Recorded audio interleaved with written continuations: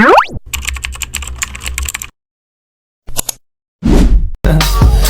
just had to let you know you're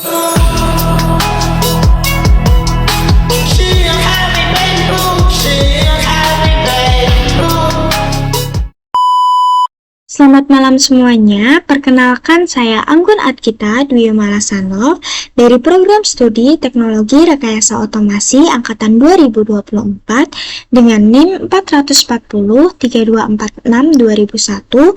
Saya berasal dari kelas praktikum A, kelompok 5.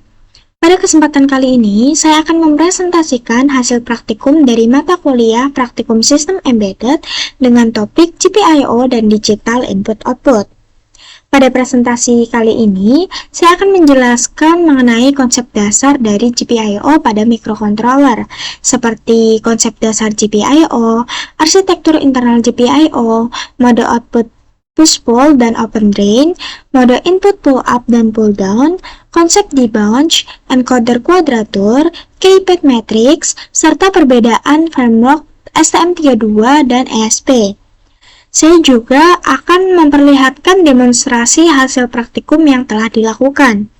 Tujuan dari praktikum ini untuk memahami konsep dan cara kerja GPIO pada mikrokontroler, memahami konfigurasi input dan output pada pin GPIO, mempelajari penggunaan pull-up dan pull-down resistor, dan juga memahami bagaimana GPIO digunakan untuk membaca perangkat input dan mengendalikan perangkat output pada sistem embedded.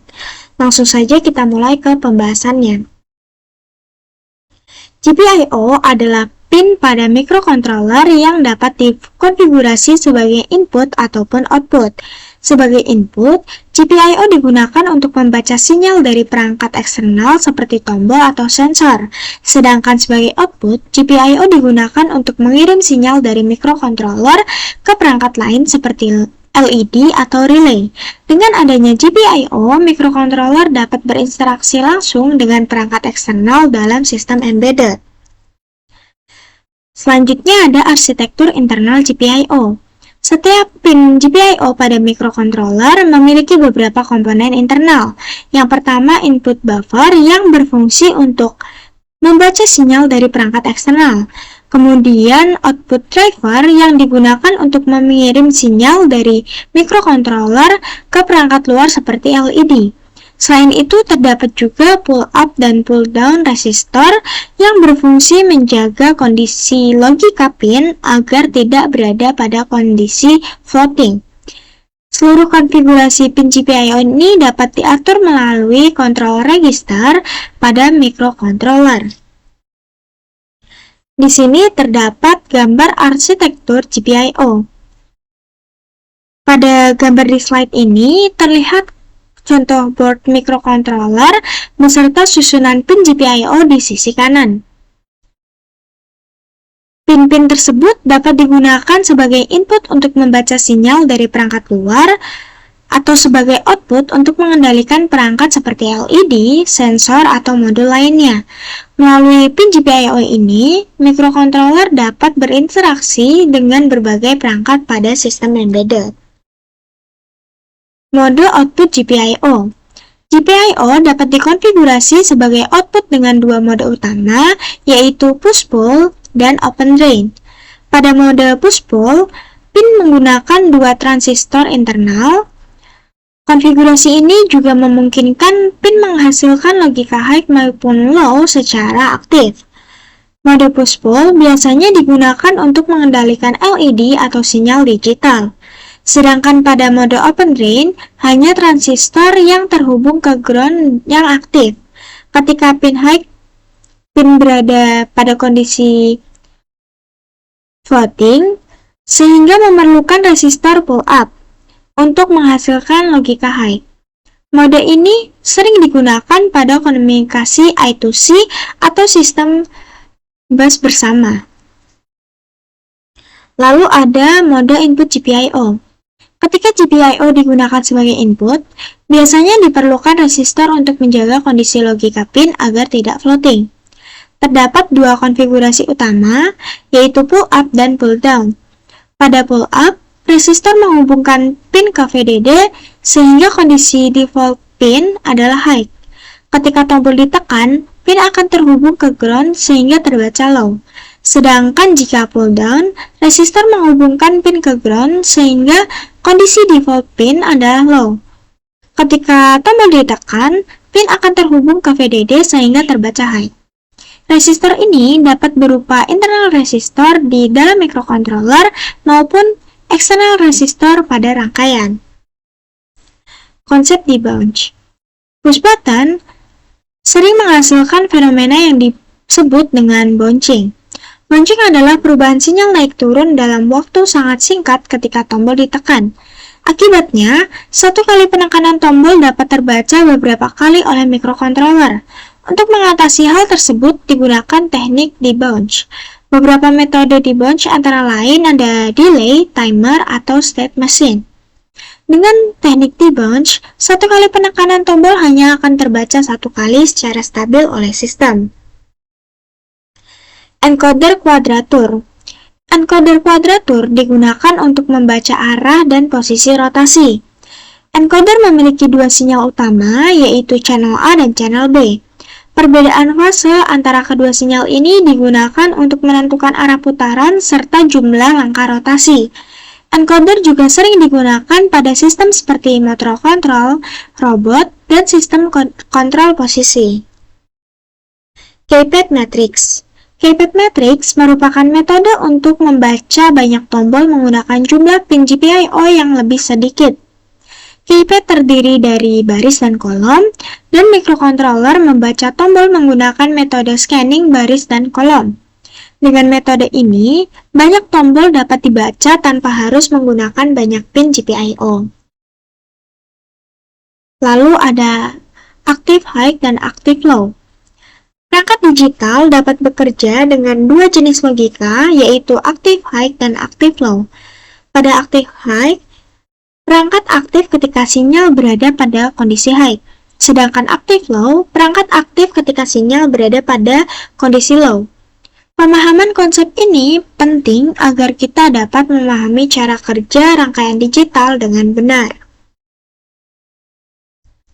Selanjutnya, STM32 versus ESP. Dalam pengembangan sistem embedded terdapat beberapa framework untuk mengakses hardware. Pada microcontroller STM32, biasanya digunakan STM32HAL atau Hardware Abstraction Layer. HAL merupakan library resmi dari STM32 yang mempermudah pengembangan dalam mengakses hardware. Sedangkan pada ESP32 digunakan ESP-IDF, yaitu framework resmi yang memberikan kontrol lebih rendah terhadap hardware dan digunakan dalam pengembangan aplikasi embedded berbasis ESP32. Setelah memahami konsep dasar GPIO dan berbagai konfigurasi yang digunakan pada sistem embedded, selanjutnya saya akan memperlihatkan demonstrasi hasil praktikum yang telah dilakukan. Jadi, untuk yang pertama, saya akan mendemonstrasikan percobaan menggunakan STM32 Bluefield untuk membaca push button dengan metode debounce. Push button dihubungkan ke PB0 sebagai input dan LED berada pada pin PC13 sebagai output. Pada program ini, pin PB0 itu menggunakan konfigurasi input pull up, jadi microcontroller menggunakan resistor pull up internal. Dengan konfigurasi ini, kondisi awal pin adalah high ketika tombol tidak ditekan, dan berubah menjadi low ketika tombol ditekan karena tombol terhubung ke ground. Dapat kita lihat untuk programnya seperti ini.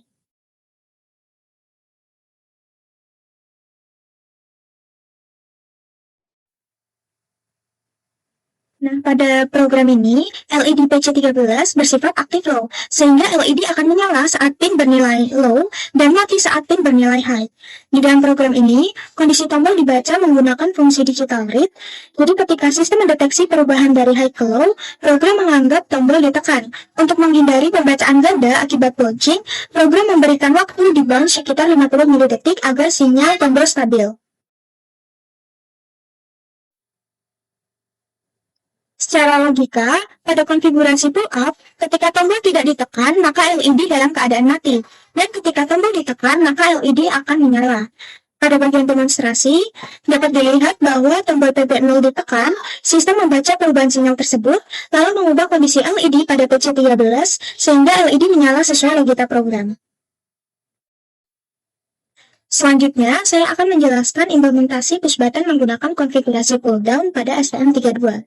Pada percobaan ini, saya masih menggunakan STM32 Bluetooth dengan push button terhubung ke pin PB0 sebagai inputnya, dan LED terhubung ke pin PC13 sebagai output. Pada program ini, pin PB0 dikonfigurasi menggunakan input pull-down yang berarti microcontroller menggunakan resistor pull-down internal. Dengan konfigurasi ini, kondisi awal pin adalah low ketika tombol tidak ditekan, dan akan berubah menjadi high ketika tombol ditekan karena tombol terhubung ke fase slow. LED pada pin PC13 bersifat aktif low, sehingga LED akan menyala ketika pin bernilai low dan mati ketika pin bernilai high. Dapat kita lihat di sini, di dalam program, kondisi tombol dibaca menggunakan fungsi digital read. Jadi ketika sistem mendeteksi perubahan dari low ke high, program menganggap tombol telah ditekan. Untuk menghindari pembacaan ganda akibat bouncing, pada push button diterapkan juga waktu di bounce sekitar 50 milidetik agar sinyal tombol menjadi stabil.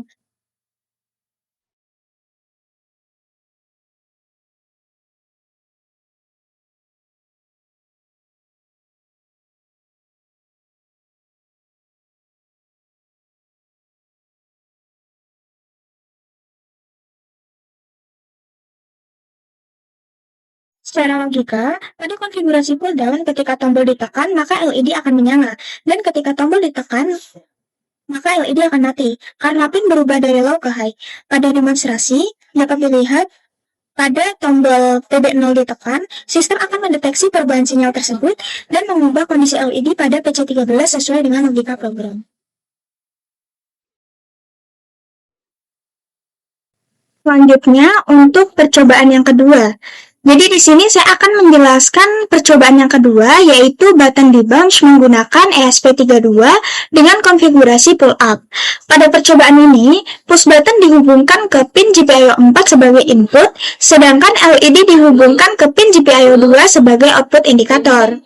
Pada program, di sini terlihat bahwa pin tombol dikonfigurasi menggunakan input pull up, yang berarti microcontroller menggunakan resistor pull up internal.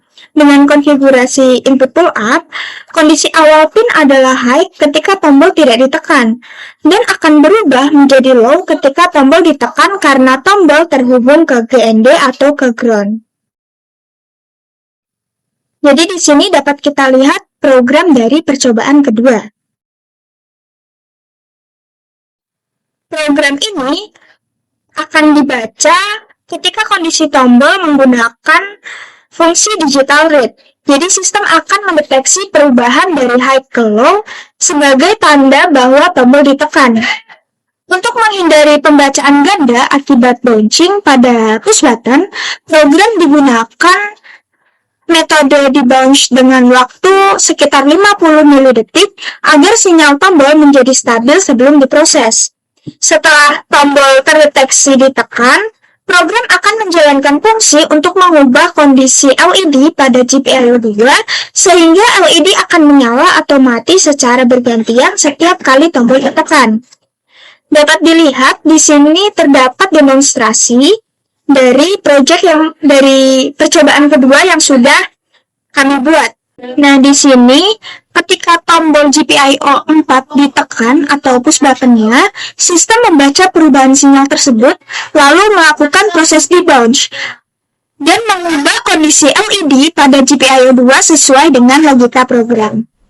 Selanjutnya, saya akan menjelaskan mengenai percobaan yang kedua, yaitu ESP pull down. Push button dikonfigurasi pull down pada ESP32. Lalu tombol dihubungkan ke pin GPIO 4 sebagai input dan LED sebagai output indikator. Pin tombol menggunakan input pull down sehingga kondisi awal low saat tidak ditekan dan menjadi high saat ditekan. Program membaca tombol menggunakan digital read dan menggunakan debounce sekitar 50 milidetik untuk menghindari bouncing. Ketika tombol ditekan, program akan mengubah kondisi LED sehingga LED dapat menyala atau mati setiap penekanan tombol.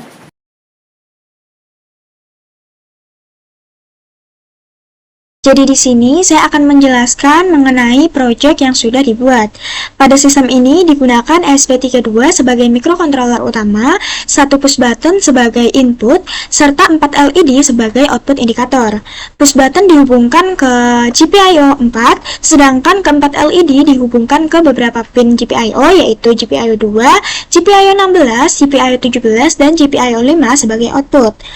Tujuan dari proyek ini untuk mengatasi masalah bouncing pada push button, yaitu kondisi ketika tombol ditekan tetapi sinyal listrik dari tombol tidak langsung stabil sehingga bisa terbaca sebagai beberapa kali penekanan. Proyek ini merupakan sebuah sistem embedded menggunakan ESP32 yang mengimplementasikan button debounce menggunakan metode state machine. Dapat kita lihat di sini ada record dari program yang sudah saya buat ketika praktikum. Untuk konfigurasinya dapat dilihat seperti yang sudah saya jelaskan tadi. Push button dihubungkan ke GPIO 4, LED dihubungkan ke beberapa GPIO, yaitu GPIO 2, 16, 17, dan GPIO 5. Tombol menggunakan konfigurasi internal pull-down, sehingga ketika tombol atau push button tidak ditekan, semua LED berada dalam kondisi mati. Dan ketika tombol atau push button ditekan, sistem akan menjalankan LED, jadi LED akan hidup. Jika menggunakan pull-up, kondisi awalnya akan terbalik, yaitu saat push button atau tombol tidak ditekan, LED justru akan menyala, dan ketika tombol ditekan, LED akan mati. Oleh karena itu, pada proyek ini digunakan pull down agar logikanya lebih sederhana, yaitu ketika menekan tombol, maka LED akan aktif. Pada bagian program, kondisi tombol itu dibaca menggunakan fungsi digital read, yaitu untuk mengetahui apakah tombol sedang ditekan atau tidak. Hasil pembacaan tersebut kemudian akan disimpan dalam variabel sehingga sistem dapat membandingkan kondisi tombol sebelumnya dan kondisi tombol saat ini. Pembacaan tombol ini kemudian akan diproses menggunakan state machine yang terdiri dari beberapa kondisi. Ketika tombol ditekan, sistem tidak langsung memproses input tersebut, tetapi harus terlebih dulu masuk ke kondisi debounce untuk menunggu beberapa milidetik sampai sinyal dari tombol benar-benar stabil. Setelah sinyal dari tombol stabil, program akan menjalankan aksi dari LED sesuai dengan kondisi sistem. Jika semua LED masih mati, maka LED akan menyala satu persatu secara berurutan, kemudian semua LED akan berkedip bersama lalu tetap dalam keadaan menyala, seperti yang sudah tertulis pada program. Sebaliknya, jika semua LED sudah menyala, maka ketika tombol ditekan kembali, semua LED akan berkedip terlebih dahulu, kemudian LED akan mati secara berurutan satu persatu sampai semuanya mati.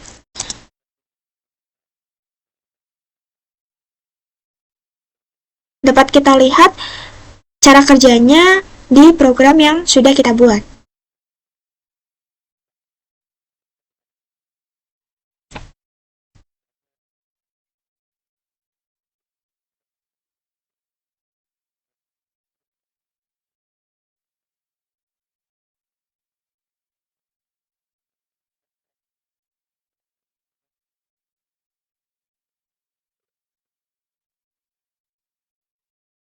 Selanjutnya, saya akan memperlihatkan demonstrasi dari proyek yang telah dibuat. Pada proyek ini, saya menggunakan ESP32 sebagai mikrokontroler dengan push button yang terhubung ke pin GPIO 4 sebagai input. Untuk output indikator, saya menggunakan 4 LED yang masing-masing terhubung ke pin. Untuk LED yang pertama terhubung ke pin GPIO 2, untuk LED 2 terhubung ke GPIO 16, LED 3 terhubung ke GPIO 17, dan yang terakhir LED 4 terhubung ke pin GPIO 5. Pada push button, proyek ini menggunakan konfigurasi internal pull-down, sehingga ketika tombol tidak ditekan, semua LED berada dalam kondisi mati. Dan ketika tombol ditekan, sistem akan menjalankan aksi pada LED sesuai dengan perintah program. Pin GPIO 4 dipilih sebagai input tombol karena pada ESP32 terdapat beberapa pin yang memiliki fungsi khusus untuk boot mode, seperti pada GPIO 0, sehingga pin tersebut tidak bisa untuk input tombol. Biasanya untuk pin GPIO 0 dihindari. Pada kondisi awal, keempat LED berada dalam keadaan mati karena menggunakan pull down dan sistem menunggu tombol ditekan. Ketika tombol ditekan, sistem terlebih dahulu melakukan proses debounce untuk memastikan sinyal dari tombol sudah stabil. Setelah itu, program akan menjalankan perintah, yaitu LED menyala secara berurutan satu persatu. Dimulai dari LED 1, LED 2, LED 3, hingga LED 4. Setelah semua LED menyala, keempat LED akan berkedip secara bersama-sama beberapa kali, kemudian tetap dalam keadaan menyala. Ketika tombol ditekan kembali, program akan membuat semua LED berkedip terlebih dahulu. Kemudian LED akan mati secara berurutan, dimulai dari LED 4, LED 3, LED 2, hingga LED 1, sampai semuanya mati kembali. Dari demonstrasi ini dapat dilihat bahwa penggunaan state machine untuk debounce membuat pembacaan tombol menjadi lebih stabil, sehingga satu kali penekanan tombol hanya menghasilkan satu aksi pada sistem dan tidak terjadi pembacaan ganda akibat bouncing.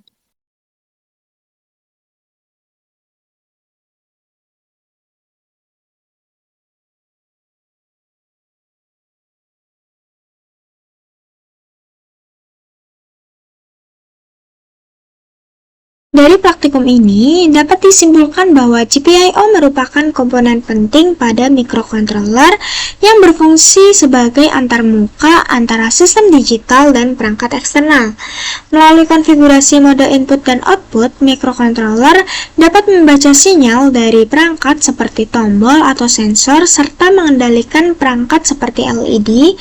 Selain itu, konsep seperti pull up dan pull down, debounce, serta konfigurasi aktif high dan low itu juga sangat penting untuk memastikan pemahaman sinyal yang stabil. Pemahaman mengenai GPIO juga memungkinkan implementasi berbagai perangkat input seperti encoder, kuadratur, dan keypad matrix dalam sistem embedded.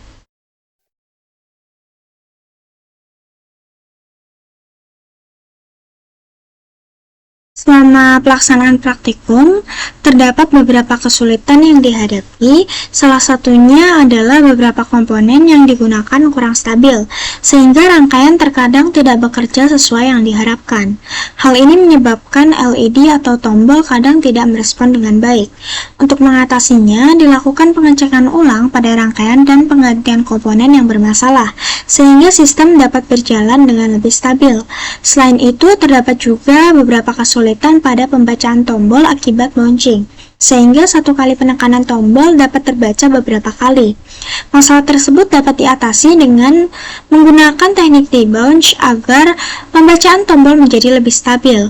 Sebagai saran, praktikum ini dapat dikembangkan lebih lanjut dengan menambahkan lebih banyak eksperimen yang mengintegrasikan GPIO dengan berbagai perangkat seperti sensor atau modul komunikasi.